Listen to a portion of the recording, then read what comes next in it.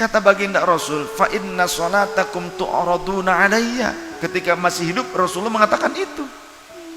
Sedangkan sepeninggal beliau sahabat Abdullah bin Mas'ud berkata, la'alla dzalika yu'radu alaihi. Semoga saja sholawat kalian disampaikan, dihaturkan kepada Rasul, diperlihatkan, diberitahukan kepada Rasul. Karena ada ungkapan Rasul ketika masih hidup, fa inna sholatakum tu'raduna alayya. Karena sholawat kalian itu akan dihaturkan kepadaku, diperlihatkan kepadaku. Sampai-sampai ada sahabat yang bertanya, kaifa tu'radu sholatuna ilaika Rasulullah fa anta qad aramta au balita. Bagaimana mungkin ya Rasulullah sholawat kami akan disampaikan kepada engkau ketika engkau sudah wafat, ketika engkau sudah hancur di tanah kelak. Kalau sekarang mungkin engkau tahu, tapi ketika engkau sudah wafat bagaimana ya Rasul? Bagaimana mungkin akan disampaikan kepada engkau? Bagaimana mungkin engkau tahu sholawat kami? Maka kata baginda Rasul, inna Allah azza wa jalla harrama 'alal ardi ayyakula ajsadal anbiya. Sesungguhnya Allah azza wa jalla mengharamkan bumi, mengharamkan tanah untuk memakan jasad para nabi.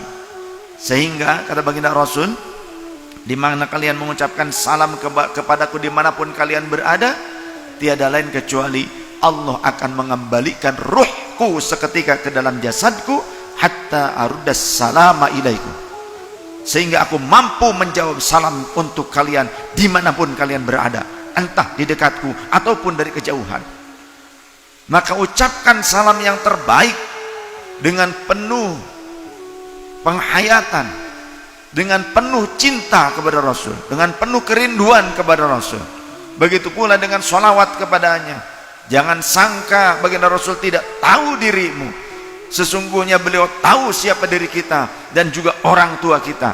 Karena malaikat ketika menyetorkan sholawat kita kepada baginda Rasul, malaikat akan menyebutkan nama kita dan leluhur kita, orang tua kita, Fulan bin Fulan bin Fulan. Akan dikatakan demikian. Bagaimana mungkin kita tidak bahagia jika nama orang tua kita disebut ketika kita bersolawat kepada Rasul, disebut oleh malaikat yang menyetorkan solawat kita kepada Rasulullah, menyebut nama ayah dan bunda kita, kakek dan nenek kita, disebut di hadapan baginda Rasul. Apa tidak bangga mereka? Apakah kita tidak berbahagia nama orang tua kita disampaikan juga kepada Rasul selain nama kita yang bersolawat salam kepadanya?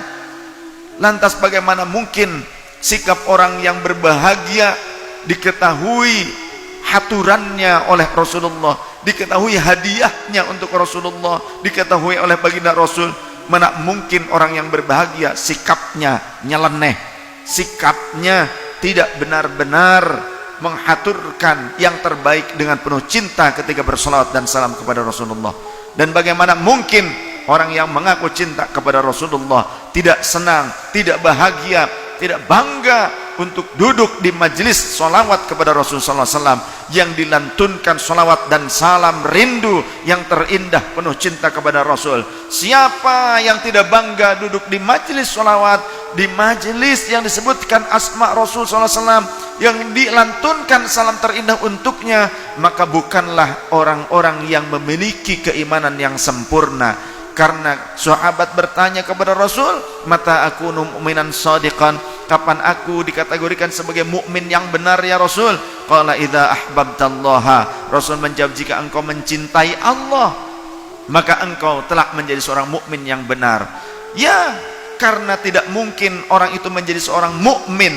Mukmin itu bukanlah hanya muslim. Muslim belum tentu mukmin, tapi mukmin sudah pasti muslim.